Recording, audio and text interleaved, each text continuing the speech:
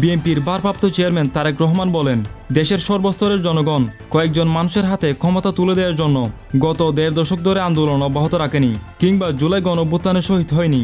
জনগণ রাষ্ট্র এবং সরকারে নিজেদের অধিকার প্রতিষ্ঠা করার জন্যই স্বৈরাচারকে হটিয়েছে, জীবন উৎসর্গ করেছে। সুতরাং সরকারের যখন যারাই থাকুক, সরকার পরিচালনা করতে চাইলে অবশ্যই নাগরিকদের কথা শুনতে হবে। তারেক রহমান বলেন, একজন রাজনৈতিক কর্মী, একজন নাগরিক হিসেবে আমি মনে করি একজন নাগরিকের রাজনৈতিক ক্ষমতা প্রয়োগের অন্যতম উপায় হচ্ছে নির্বাচন। প্রতিটি নাগরিক যাতে নিজের কথা নিজে বলতে পারে, সেটা নিশ্চিত করার স্বার্থেই একটি দায়িত্বশীল দল হিসেবে বিএনপি বারবার একটি অবাধ সুষ্ঠু নির্বাচনের অগ্রাধিকার দেয়।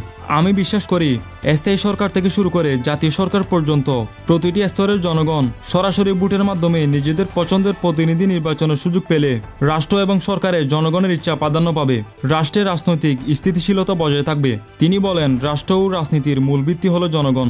জনগণকে দুর্বল রেখে রাজনীতি, সরকার কিংবা সংস্কার কোনো কিছু শক্তিশালী এবং টেকসই করা সম্ভব নয়। নাগরিকদের রাজনৈতিক ক্ষমতা প্রয়োগ ও চর্চার মধ্য দিয়ে রাষ্ট্র, রাজনীতি ও জনগণ শক্তিশালী হয়ে ওঠে। রাষ্ট্রের জনগণ রাজনৈতিক ও অর্থনৈতিকভাবে শক্তিশালী হয়ে উঠলে ভবিষ্যতে কেউ ফ্যাসিবাদ কায়েম করতে পারবে না বলে আমরা বিশ্বাস করি।